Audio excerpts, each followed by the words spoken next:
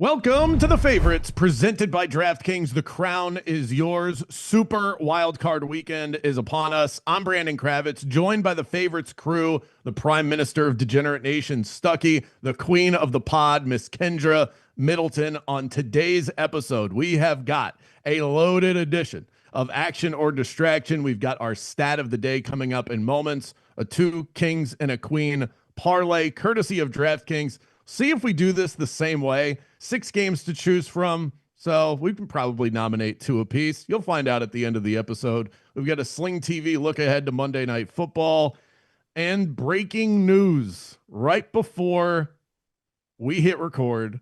ESPN sources, Dolphins have fired head coach Mike McDaniel.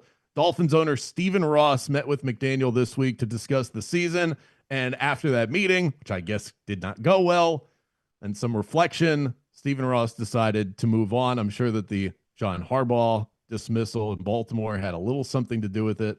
Ross definitely has an affinity for the Harbaughs, being a Michigan guy.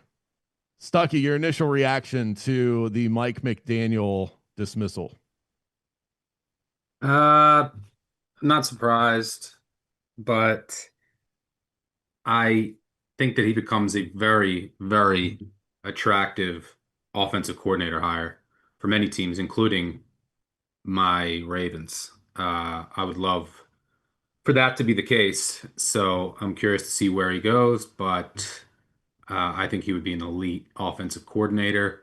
He's kind of a little, maybe he's just like a little too quirky to be a head coach in some aspects.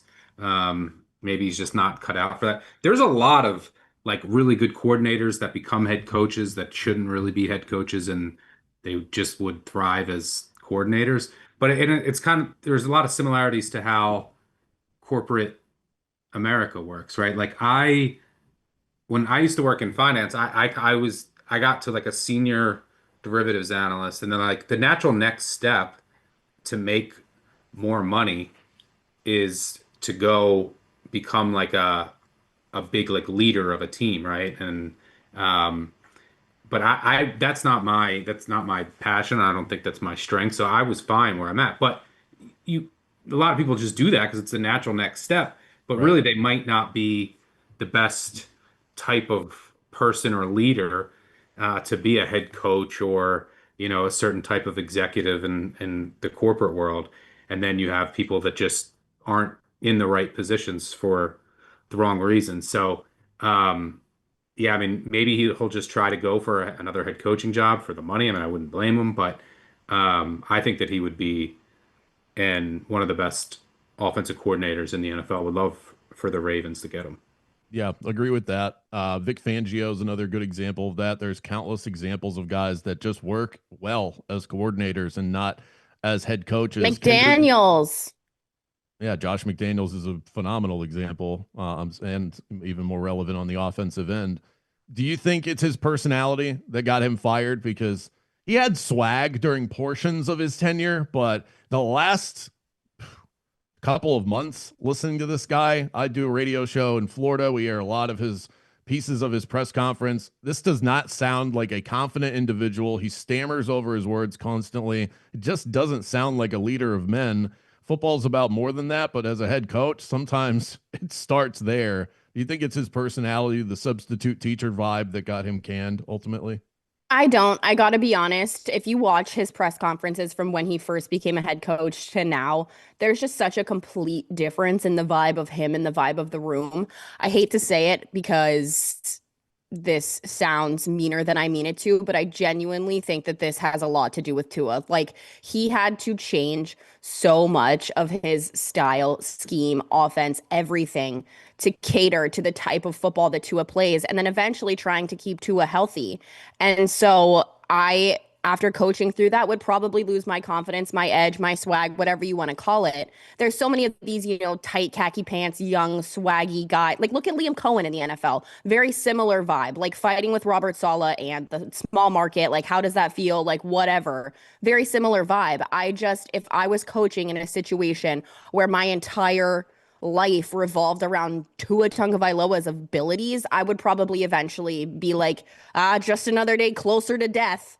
Well, and not just his abilities or lack thereof. I went through his seasons with the Miami Dolphins. He had 7 starting quarterbacks during his tenure with Miami. He was starting Skylar Thompson, Teddy Bridgewater at points throughout his time in Miami. It's hard to sustain success when that is the case. I don't think they really gave him the keys either, you know? Like they Tua had like Tua I am gonna blame a lot of this on Tua. I'm trying to sit here and think of other excuses, but like the organization didn't help him at all, and Tua just was not the answer. And I think that them paying him and keeping him around for as long as that contract is just diabolical. We'll Yeah, I have mean, one other. it was there Go was. ahead. Look, I'll spend 30 more. It's wild card week, super wild card Right. weekend. I'm not going to spend. People, We can't spend more people than want 30 their more seconds plays. on the Dolphins. But the organization failed miserably in building that team, drafting, trading, building the offensive line. Yep. All of the moves they made, the defense is a disaster. So he was just put into a really tough spot. They need, and this looks like what they're doing. They need a complete tear down and rebuild.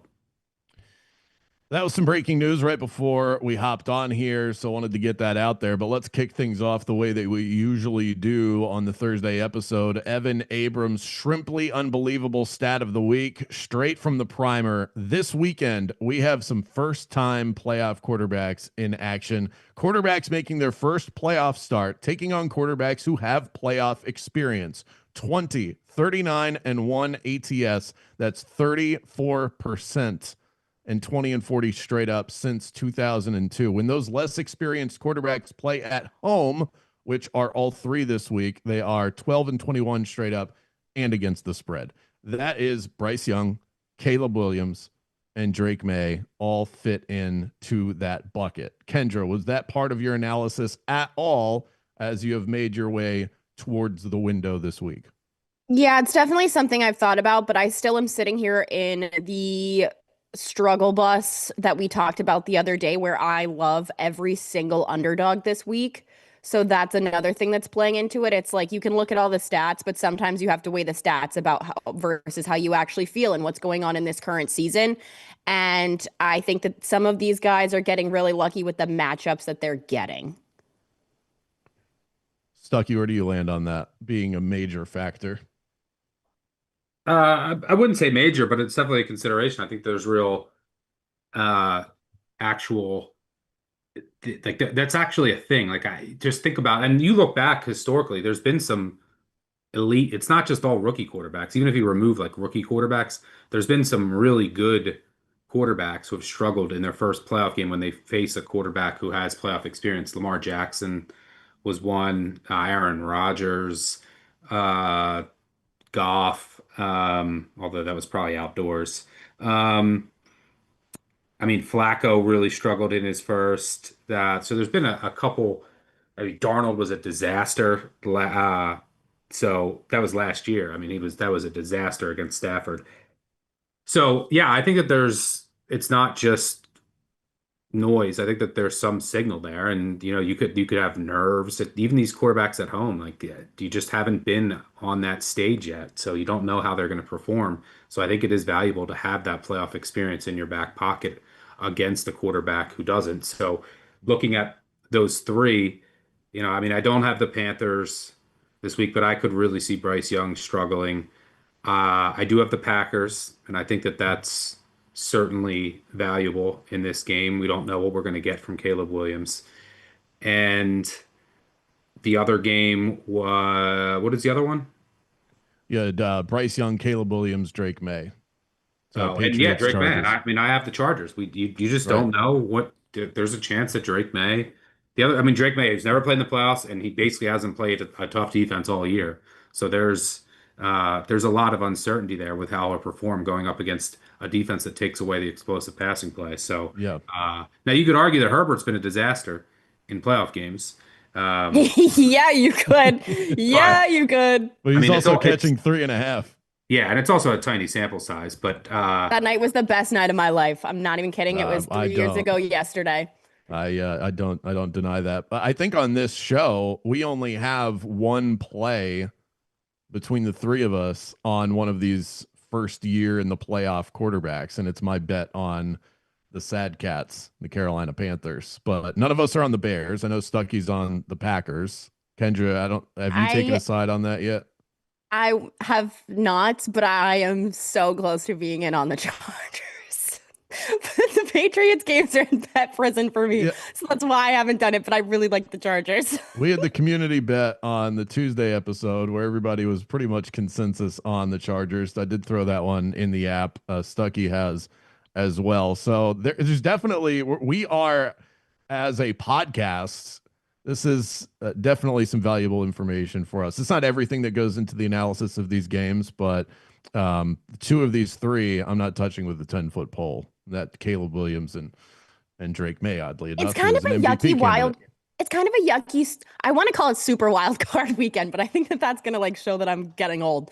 But like it's a weird wild card weekend. Like usually I feel like I have such a stronger stance on these games, but these are kind of yucky from a betting perspective. Like Well, we then might get a really that's boring weekend. I think this weekend's going to be phenomenal, but Yeah, it I goes agree. to the unpredictability of the season. We just feel like there's so many flaws with all of these teams. Stuckey, anything else you want to add to this conversation before we jump to the next thing?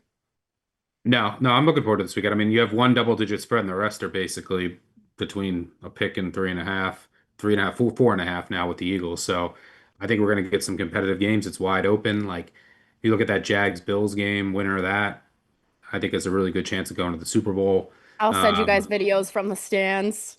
Please. so yeah, I'm looking forward to all of these games.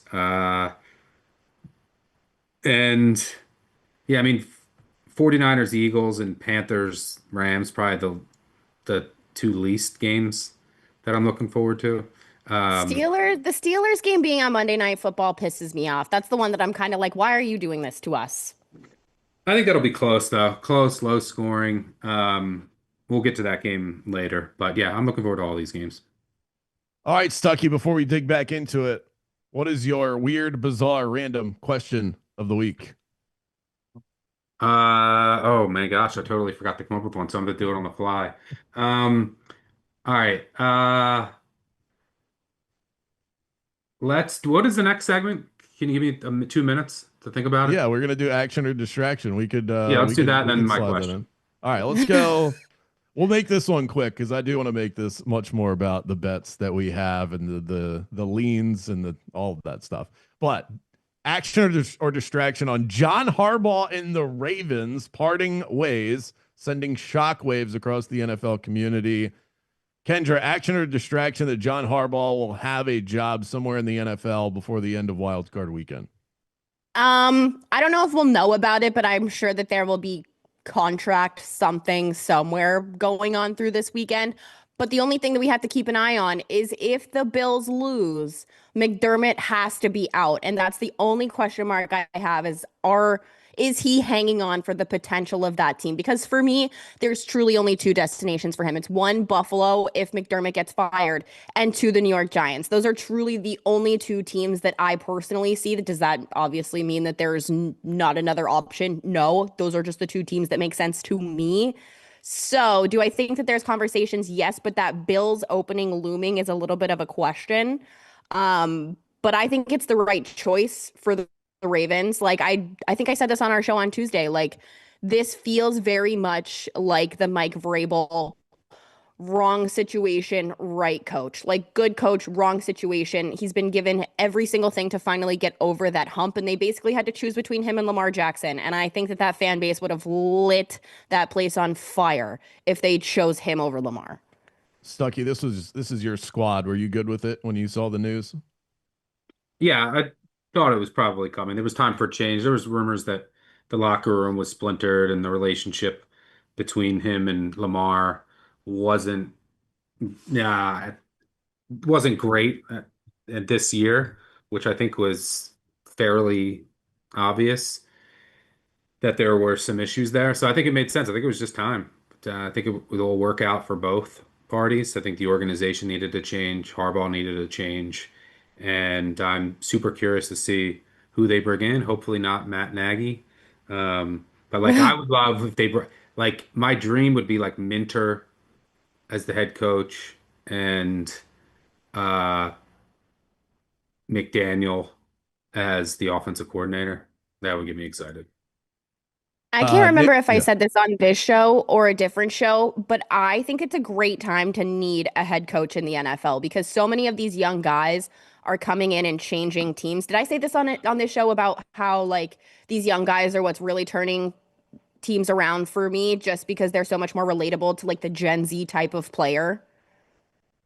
I think it's a good time I to need think a that head was coach. on one of your many Boston shows. Yeah, well, then my whole point was just that I think it's a really good time to need a head coach because we keep seeing these young guys getting promoted to head coaches. Look at Ben Johnson, look at Liam Cohen, and just turning teams around by taking a chance on this younger guy who relates to your team more. It absolutely has turned people around. I think that that's exactly what the Ravens need is someone who's younger and more relatable.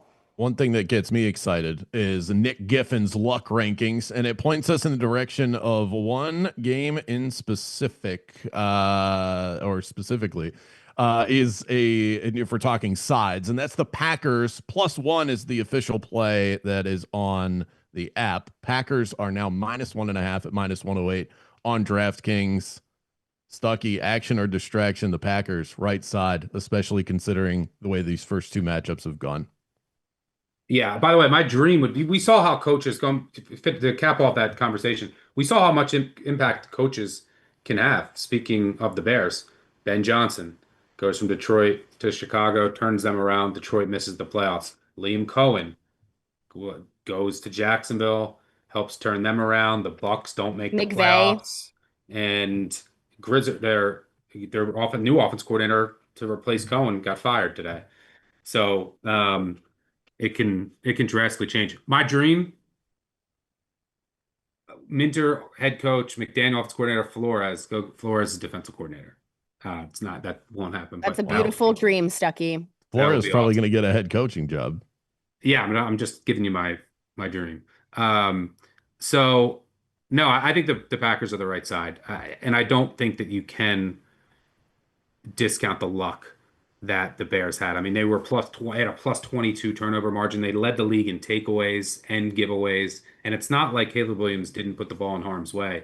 He didn't have a lot of picks, but his turnover-worthy plays were pretty high. So you might see some bounces go Green Bay's way. I mean, this was a defense. The Green Bay defense was 30th in turnover EPA. The Bears were obviously number one. And then you can just look at how these games played out for Chicago. They were 2 plays away from going 0-6 in the division. They needed a miracle onside kick recovery. And before that, they needed like a face mask. And Jordan Love went down in that game. By the way, Jordan Love destroyed the Bears when he was healthy, before he got hurt the first game and then before he got hurt in the second game. And the Packers really should have swept the Bears if not for all that fluky stuff that happened late. So I mean, you look at the Bears; they had that, and then they had the long kick return at the end against the Vikings. They easily could have went 0-6 in the division. They finished 2-4, only the second team since 1985 to win the division with a losing record. But you go back to the Raiders game. They could have lost that. They could have lost to the Commanders. They could have lost to the Browns or the Bengals with Joe Flacco. They could have lost to the Steelers with Mason Rudolph. I mean, these are all bad teams that they arguably should have lost against that they needed to like last second wins. They set an NFL record with 6 wins when trailing under 2 minutes to go. The defense doesn't do anything well outside of taking the ball away, which is just not sustainable. Take away, you remove turnovers, they're 30th in EPA per play. This is not a good defense. They do not get pressure. And Jordan Love, number one in the NFL this year in EPA per play with a clean pocket. I think he'll be able to do whatever he wants. This offense, by the way, got a bye last week. Should come in healthier. The wide receiver room is as healthy as it's been all year. They get Zach Tom back, their elite right tackle. Jacobs came out and said he's as healthy as he's been all year. That bye was super valuable last week because both the Bears and the Packers had byes in week 5, early year byes. You get worn down. Both teams had a lot of injuries they were dealing with at the end of the year.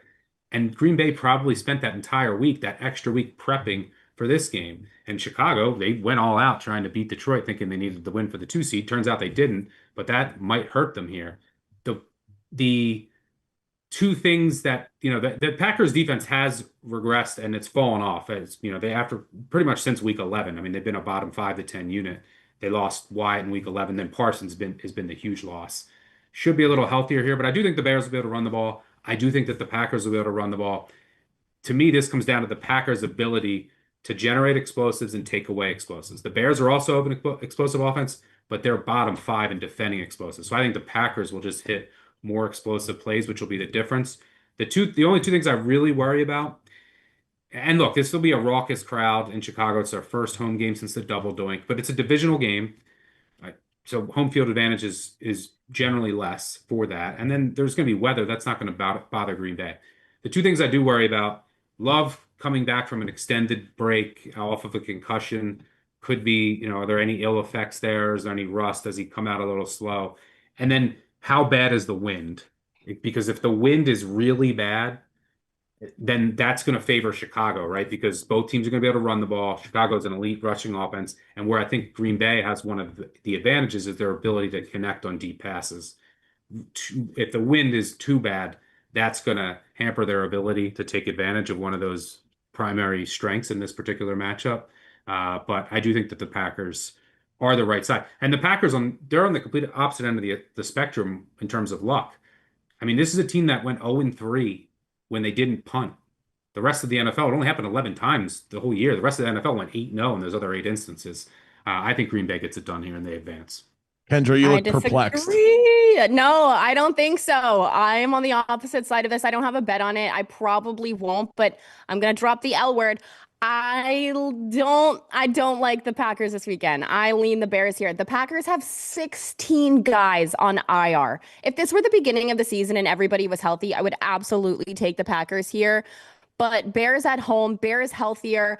It's and Jordan Love coming back from that concussion, like that also scares me. We've talked about on this show time and time again, guys coming back from concussions feel like they need a minute to establish themselves back into a game. And it's been a while since he got that concussion, but I also think that that hurts him in this situation. And God forbid he's not 100% or whatever. Malik Willis is hurt and then Desmond Ritter's behind him. It's just the fact that there's 16 people on IR and you pushed all your chips in on getting Micah Parsons this season. And now he's not playing for you. He's not making a difference.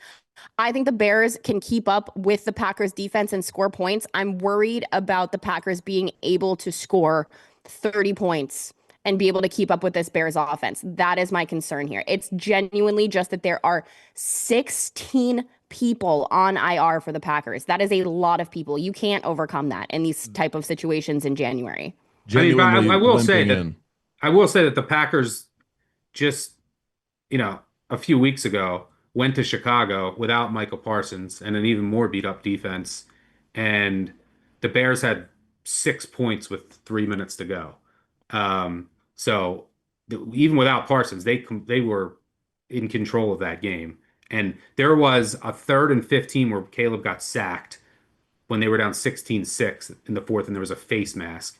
And without that face mask, the game is over. And then they needed a field goal and then an onside kick, which is like 5% chance. And then they needed to win in overtime. And this is before.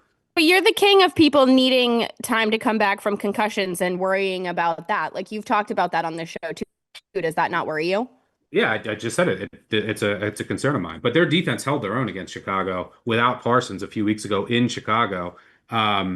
So and we don't know how healthy Odunze is. The Bears have some other injuries on defense with, CJ Gardner-Johnson. Kyler Gordon might play, but he's made of glass. They need an Their early left season tackle, Kyle Monangai game. their left tackle Trapillo, he's dealing with an injury, so they have some injuries as well. The Green Bay offense should be pretty healthier outside of Jenkins and Kraft, who obviously aren't coming back. But Love in the 5 quarters that he played the Bears, they did whatever they wanted, moving the ball. Yeah, the Uh, Bears defense is awful. Like there's no skipping that. This has to be a shootout here. There's no other. What's the total in this game? I think we're I up don't to care what, about weather. 46 and a half? Yeah, there Ah! might be snow. It depends on. I like the over if the winds aren't too bad. I do think both teams will move the ball. Even if you go back to that game, that that last game that ended 22-16 in overtime, you had the Packers had here were their drives to start the game. 9 plays, 46 yards to start the game. They turned it over. They didn't convert on a 4th and 1 inside the 10. Their next drive, 14 plays, 70 yards, uh, ended in a field goal. The next drive, 16 plays, 91 yards, ended in a field goal. So they had 3 drives in the first half. Now they're probably going to be run heavy, so these drives might be long. So if they all start ending in like fourth down fails or field goals, you're screwed. But both teams were able to move the ball. The Bears also had a 10-play, 70-yard drive that ended in a turnover on downs. So there was the Packers then had in the third quarter their first drive, 9 plays, 65 yards, fumble. So I mean, they were moving the ball with Willis or Love, but they just couldn't convert into touchdowns. But as long as the wind isn't too bad, and even if there's a little snow on the ground, I agree. I like this over with two great offensive minds that are very familiar with both of these defenses at this point in the year. I'm going to sit right in the middle between the two of you. I have 2 bets on this game. One is a prop. I'm going to cue that one up later, potentially. The other is in the derivatives market. 13-1. This game goes to overtime. A 1-point spread, a divisional game, third meeting. I think this game is going to come down to the wire. I want no part of either side because I could just see it now. This game, hopefully in overtime because of the bet I've placed. Scoop and score, touchdown, one of these two defenses. This is just going to be a weird game, and I'm out on that. We will get to your Etsy witch in a moment, Kendra, but first you're going to tell us about DraftKings. The Favorites podcast has teamed up with DraftKings Sportsbook, where new customers can bet $5 and get $300 back in bonus bets if your bet wins. Stay in on the action and use bonus bets on DraftKings same game parlays for a shot at an even bigger payout. To get started, use promo code Favorites when signing up with DraftKings. Again, use code Favorites when signing up and bet $5 to get $300 back in bonus bets if your bet wins. The crown is yours.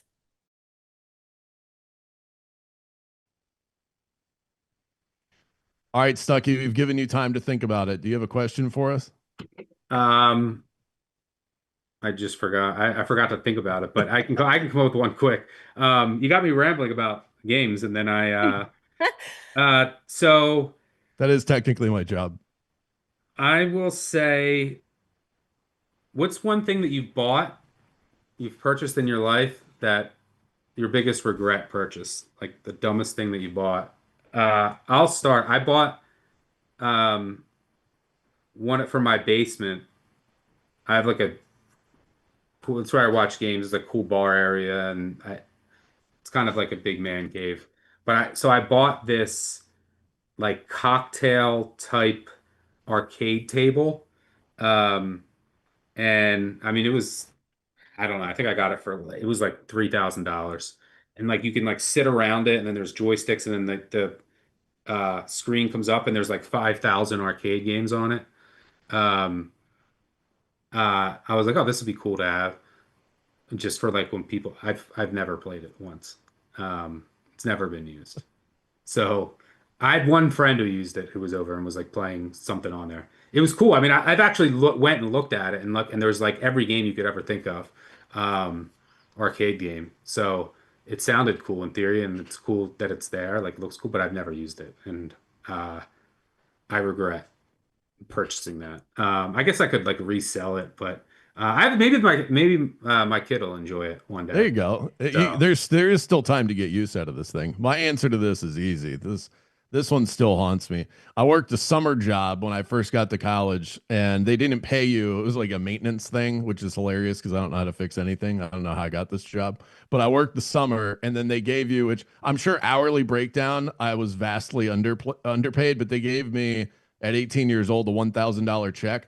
I'd never gotten that much money at once in my life. So I went immediately to the fanciest mall in town. I went into the Burberry store, and I bought an expensive wallet. $250 I dropped on a wallet. Mind you, I probably had, I mean, that was all the money I had in my account, was that $1,000 that they gave me.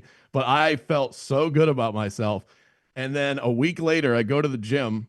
I leave the wallet in my cup holder, and it gets stolen. So I have not paid more than $8 for a wallet since that moment in my life. Lesson learned. Mine's going to be my last car that I had. I bought a BMW 335i, tricked out, lowered, tinted, whole bit.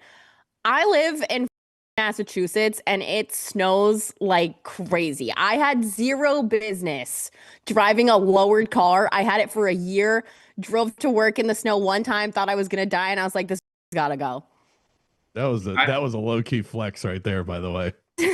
my first car, which I loved, that uh that I bought out of college was a Pontiac G8 GXP, and it was like an amazing. It was like the only good Pontiac ever made recently. It was the last one they made. It was an '09, I think. It was like 520 horsepower. I loved it, and it was sleek looking. It was really the Australian Holden is what it was modeled after, but I love that car. But it had rear wheel drive and summer tires on it, and I lived outside of Philly. If there was uh, the littlest bit of snow or ice, I would get stuck. I did Yep. get caught in a storm once and thought I was going to die. Yep. I got behind like this truck and caught its tracks and just was praying that I didn't have to stop. Um, so yeah, I feel you on that. Yeah. The minute I could get an SUV once winter was over, I was like, this thing, I love her. She's so great, but she has to go.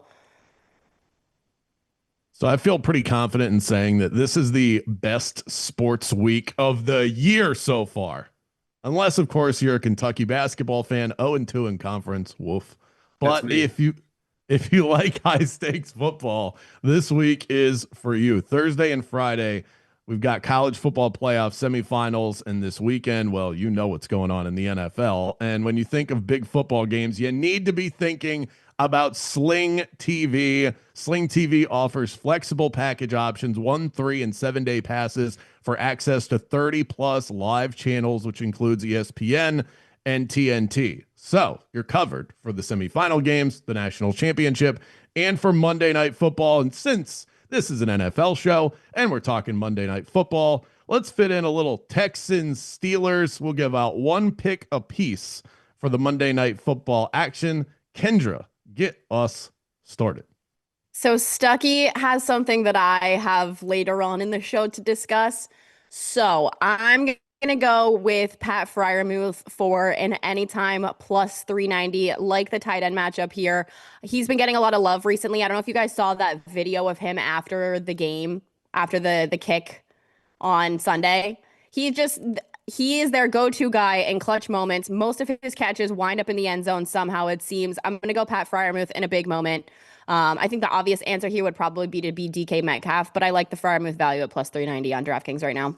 But I think DK in bet jail for what he did and getting himself suspended at the end of the year, and he should give his game check to Tyler Loop. I like the look at Pat Fryermuth.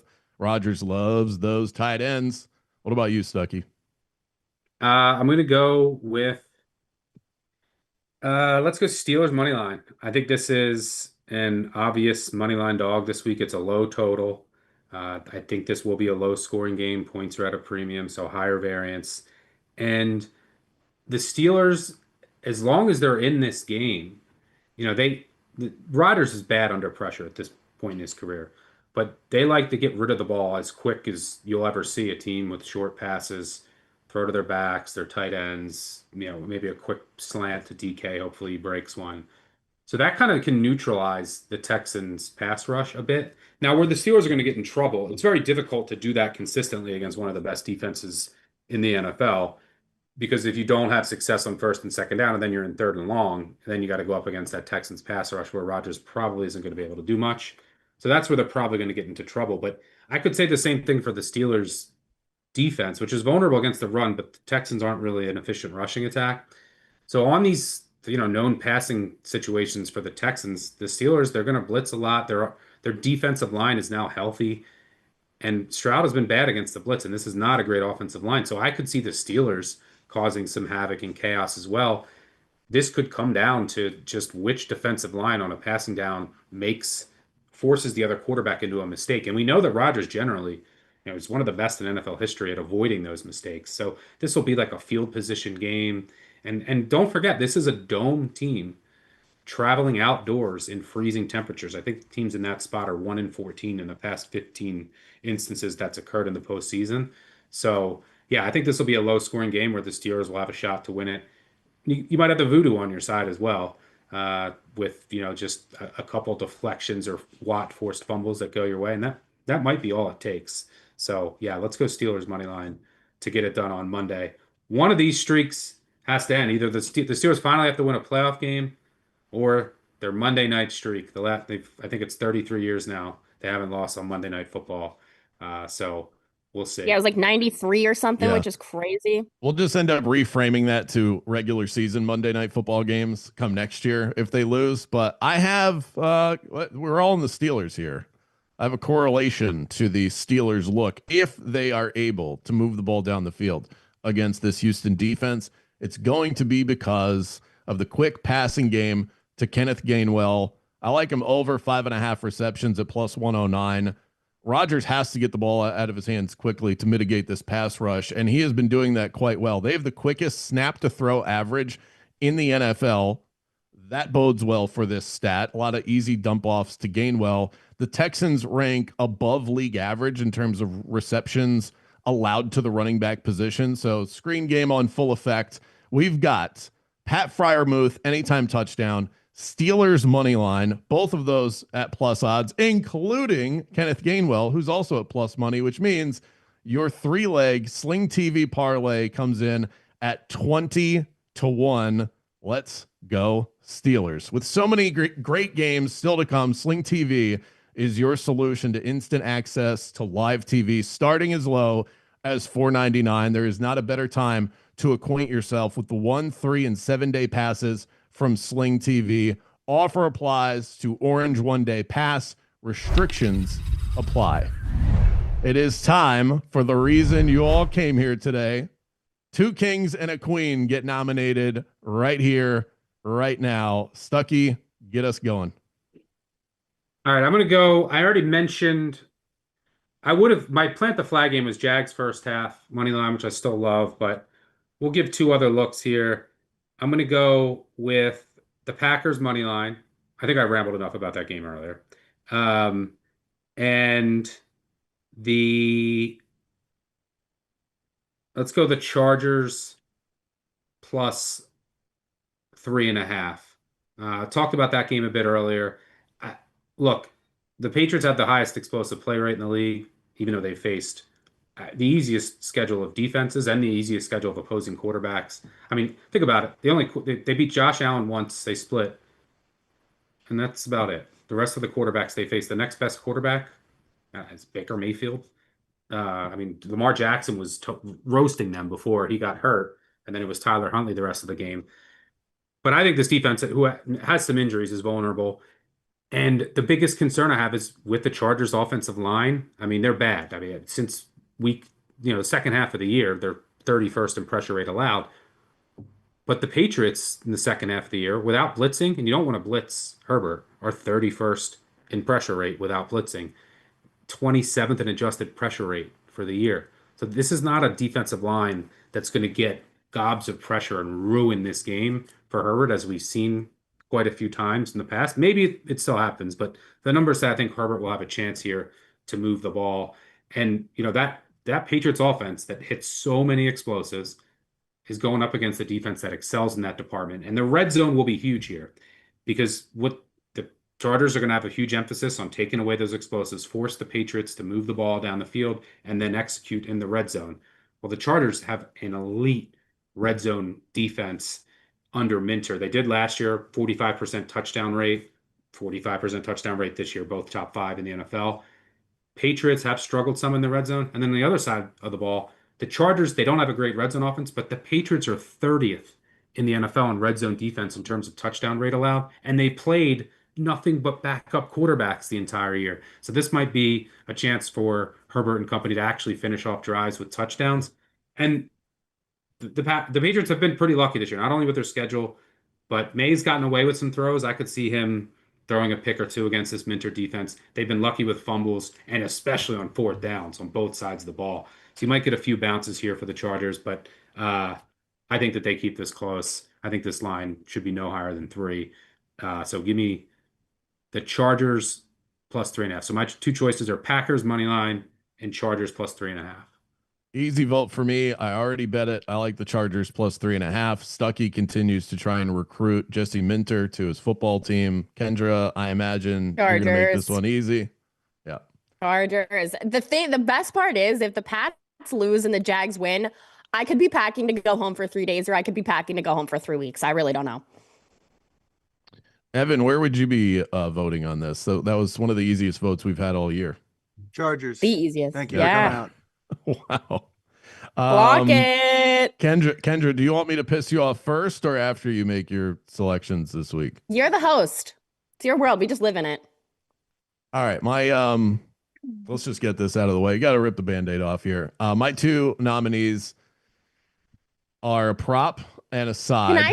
Can I just preface this with I filled out our notes at 9:45 this morning, and when I logged on at 10:30, Kravitz had completely flipped the script. Yep.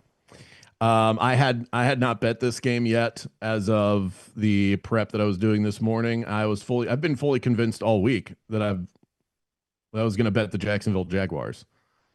And the more I dug into this game, the more it became obvious to me that I've got to bet the Bills. So my nominees are Colston Loveland over 3.5 receptions against the Packers, or the Bills -1.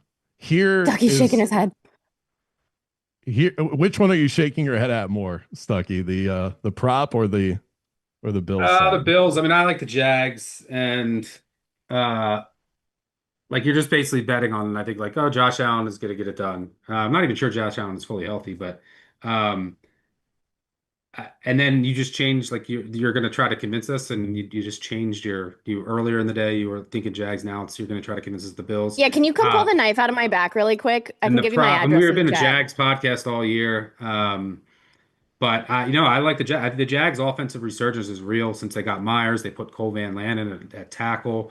Parker Washington has emerged. BTJ has gotten healthier. Brenton Strange came back. The Liam Cohen effect has just magnified as the season went on. They started throwing the ball down the field. The defense has real improvement. They're elite against the run. Antonio Johnson has emerged at safety. Monteric Brown is playing better. And this Bills defense is terrible. So Josh Allen could lead them to a win, and they're going to play a ton of zone. There'll be opportunities there, but I would not bet against this Jags team in this spot. And I hired an Etsy witch. So I do want to get to the Etsy witch, but here's my vote is. We'll get to that in a second. But my vote is, I guess, Loveland, because I'm not. Yeah, same. The Bills. Can I ask you why? I mean, like, here's the thing. Am I nervous about this game? Absolutely. Do I think that the Bills come into Jacksonville and win this game? Absolutely. But the Bills' strength is their run game, and the Jags have such a good run defense. And I don't and the thing is that the Jags will run the ball down their throats. I don't understand, other than the Josh Allen angle, what you're looking at here. Well, yeah. Believe me, we have the real Josh Allen, by the way. This has been the thought process all week. Is I like the Jaguars better as a team, and I like Josh Allen better as the quarterback that I trust the most in this matchup. And I'm not going to bet a single quarterback over an entire team that I like better. I think that the hot streak the Jags have been on has some phony written into it, and I can't unsee it. Since their loss to the Texans, Trevor Lawrence has been the hottest quarterback in the NFL. He has played so many bad teams. 6 of his final 8 matchups were against the Titans twice, the Colts twice, the Jets, and the Cardinals. The average EPA per pass for those teams on defense is 22nd in the NFL. It's no wonder. What about the Chargers and Broncos? Quarterbacks. Dude. Absolutely. The Chargers and Broncos are top 5 defenses. And they destroyed both, which I think puts merit to it. Like literally, they went into Denver. The Chargers could have. First of all, the Chargers. Are we gonna make Kravitz cry? They still put up 35 on the Chargers. That was the bottom of the barrel for this bad offensive line for the Chargers. I'm talking about what they did to the Chargers defense.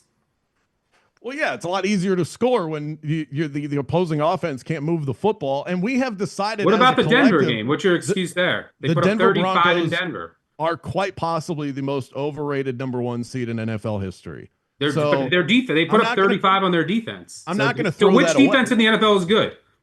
If the Chargers and Broncos defenses aren't good, which Yeah, defenses are good? Kravitz. I'm not saying Yeah, they're not Kravitz. good. I'm saying that that is 2 of the last 8 matchups have been impressive. I'm not selling Jacksonville as a team and telling you that they're bad or that it's all overrated in terms of what they've done for the last couple of months.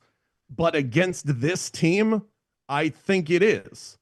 By the way, the It's Bills are a bad defense. They're going to play another bad defense here. So the Bills defense this year has held quarterbacks to a 79 rating. They're number 1 in yards per game allowed to quarterbacks. Their red zone defense hasn't been great. They're 4th best in terms of allowing opposing offenses to get to the red zone in the first place. I just worry that if the Jags offense gets stuck in the mud, bad Trevor shows up. And if bad Trevor shows up, they've got no chance in winning this game. They're not beating Josh Allen in a playoff game. And I think it is awfully telling that you bet the Jags in the first half and wanted no part of the full game when we talked about this the other day. If we're talking, we have this I mean, I conversation would take the every Jags week. for the full game. I just prefer the first half. I think their script's going to be better. I think the Bills run it too much early. The numbers bear that out. I mean, the Bills' offense, first half, first second half, is drastic, and the same with the Jags' first half, first second half offense. But I mean, I could say the Bills, like you mentioned their defense. I mean, their defense, I think, is 20th in DVOA. They cannot defend the run. You mentioned like the quarterback. I mean, you could make the same case for the Bills, who they faced this year. I mean, look at the quarterbacks they faced down the stretch. The Shador Sanders, who they almost lost to. That was in Cleveland, which is one of the toughest places to play in the NFL. Their last We're talking about their month, defense. Like but the last month plus, we're talking about what I'm mentioning here is the cupcake schedule overall that the Jags played in the last 2 months. I think that with them playing the schedule that they played down the stretch, if you look season long, they actually had a tougher strength of schedule than Buffalo. But down the stretch, the Bills went to Pittsburgh, to New England, to Houston, to Cleveland, and played the Philadelphia Eagles. That is battle tested down the stretch, and they're rolling in as 1 point. I mean, they favorites. lost to Davis Mills, and I mean, they lost to the Eagles at home with the Eagles not completing a pass in the second half. Like, those aren't the greatest data points. Like the Eagles offense and the Texans offense with Davis Mills, and losing both of those games. Bottom line is, I think if this game was played in week 14 in this exact setting, the Bills would be 2.5 point favorites. They're point favorites here. I think they're the right side. Kendra, what have you done in terms of witchery for me to lose this bet? So I hired an Etsy witch yesterday to curse the Bills, but I made sure to add in my notes that I don't want anybody to get hurt. That was like the big thing. I was like, I just want a good old fashioned ass kicking. Classic. I don't want anybody to get hurt.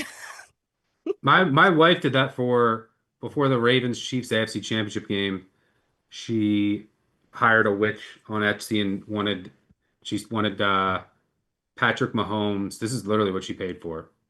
Patrick Mahomes to his pants during the game. Didn't happen. But, oh, that's amazing. I get my money back in 30 days if it doesn't happen. So wow. How much, do you mind me asking how much this runs you? What's the a whopping market? $12 was the most expensive one. It was the most expensive one I could get. All the other ones were like $1, and she's supposed to send me a video of like her doing the spell. But all of the like weird Southern Baptists on Twitter have gotten really strange about this, but they can ligma because me and my Etsy witch are going to hold hands to the AFC Championship game. All right, so nobody's voting for the Bills. Wait, Evan, where would you have gone with this? Jaguars. The stat I like that's kind of on the field here, which would be that the Jaguars this year have faced 4 teams who allow 4+ yards per rush on the ground. Jacksonville is not only 4-0 straight up and against spread in those games, but they've covered by 19 points per game. Throw it out the window if you'd like, but Jacksonville's not the best running team. They should be able to run the ball here, and if that's possible, everything else will come into place, and I like Jacksonville. Yeah, they have the second most wins over playoff teams. We talk about people's team schedules. The only team with more wins over playoff teams is the Seahawks. I like the Myers addition, Parker Wyatt. Like everyone is kind of coming into play. You start to look at Bills pass catchers. It's like, who the heck is going to make a play in this game if it's not Josh? And I think that's the problem. I'm just not willing to say if it's not Josh and throw that out. Like he is He is I mean, hands what you down the gonna? best in the NFL right now. So Brandon Cooks is gonna have a pass on his helmet, like for 50 yards downfield. Like maybe magic happens, but if you played this We've game been 100 how times, it's how long Jacksonville. have you been watching the NFL, guys? How long have these quarterbacks, the Mahomes, At the least an Brady's of hour. the world, been throwing the ball to these below average wide receivers in the postseason and getting by? I just don't worry that much about it when you're talking about a player of his caliber. I'm not betting the Bills simply because of Josh Allen, but he of course is the But biggest you mentioned factor. Mahomes the last couple of years without receivers. The defense, their defense has carried them in the playoffs. This Bills defense is not good. Their linebackers are old and washed. Their safeties aren't great. The cornerback room isn't great. Like they can get some pressure, but they can't defend the run. I mean, you mentioned how many playoff teams did the Bills beat this year? Two? Um, well, I guess three with the Panthers, who don't Do even we think count. Gabe Davis has over 8.5 receiving yards in this game? Because I feel like this might be the Gabe Davis revenge game, and I'm sitting here and it's staring at me like the Goblin Mask. Our Yeah, producer's no. telling us to kind of move on here, but I think we should re-tee it up. You want to go? Let's do this whole thing again. Jaguars, Bills. No, I'm kidding. All right.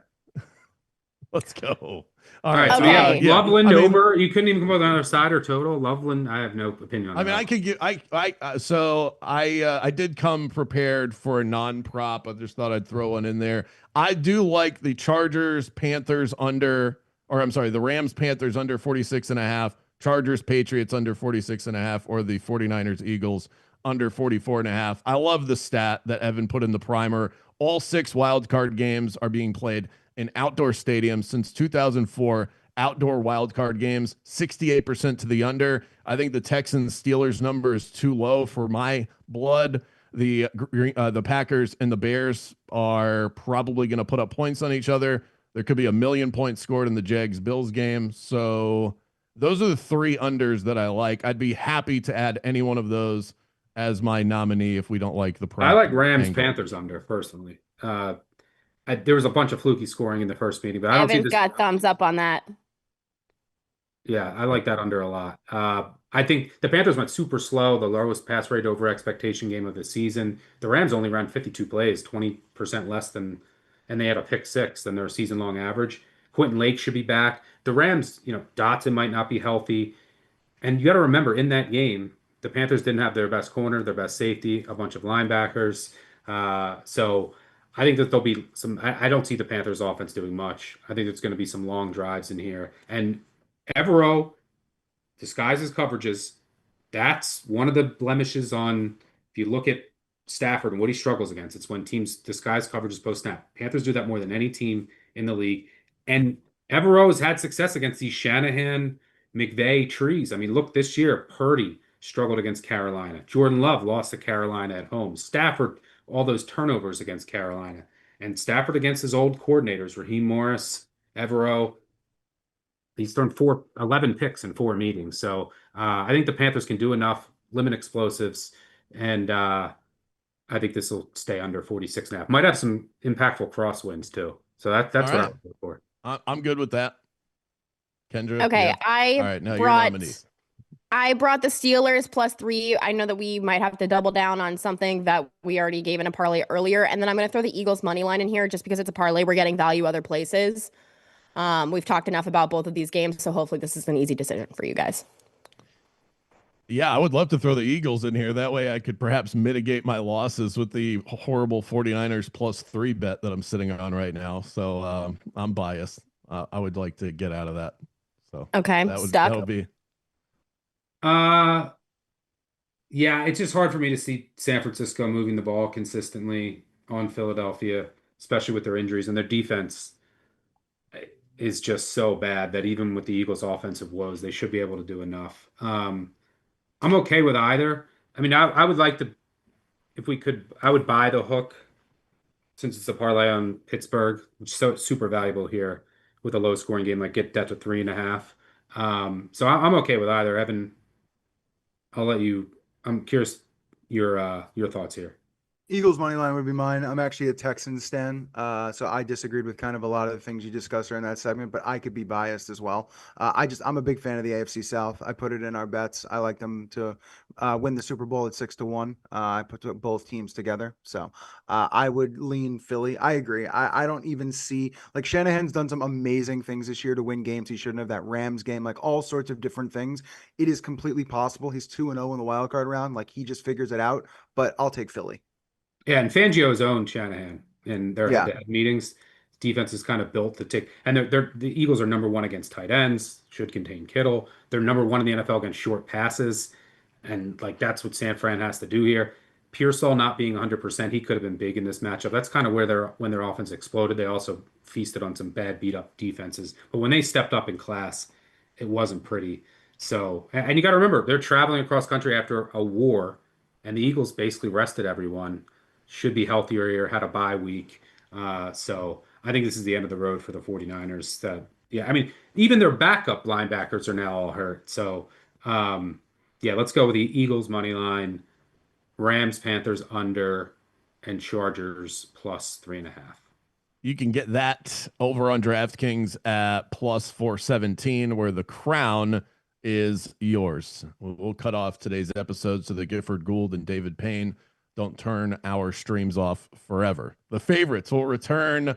We might have an episode on Sunday night. Keep it locked on the Action Network YouTube page. We'll have something for you. If not then definitely by Tuesday. And we'll be breaking down the divisional round in the NFL playoffs. You can catch it all right here on the Action Network YouTube page or wherever you download your favorite podcast. Thanks for hanging out. We'll see you next time here on the Favorites Podcast. Have fun at the game, Kendra. We have been presented by DraftKings. The crown is yours. Go Jags. Go Jags!